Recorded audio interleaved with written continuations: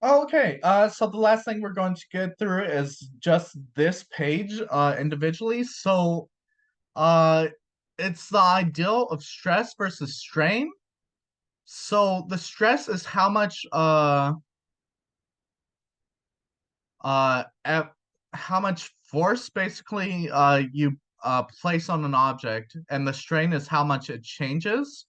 So the stress is going to be equal to some elastic modulus times the strain, where the strain is delta L over L for like a linear equation, or delta V over V, not for bulk stress. So you see that if you compress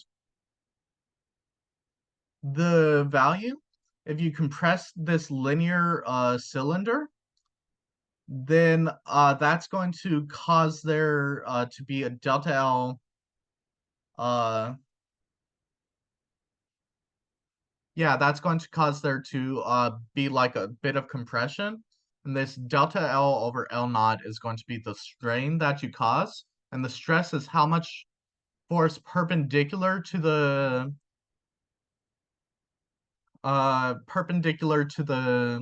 material you applied divided by the area.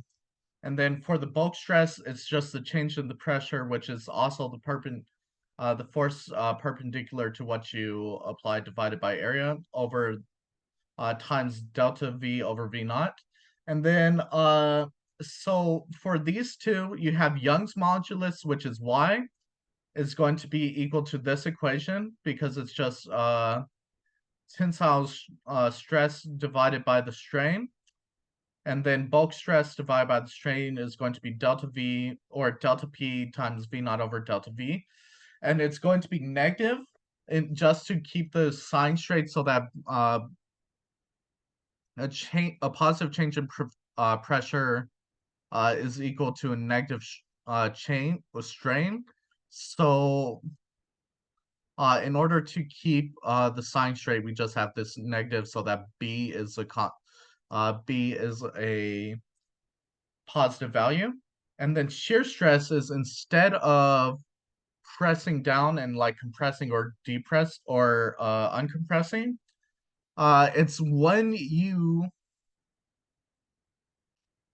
change when you press parallel to the surface rather than perpendicular to the surface.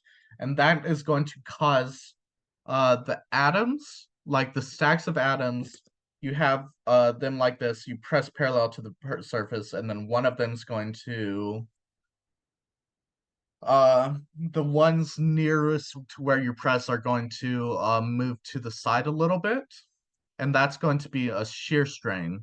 So shear strain is going to be delta X over L naught, where delta X is the change in how far out the top of the system is versus the bottom of the system in this case. And it's equal, the shear stress is equal to F parallel over A.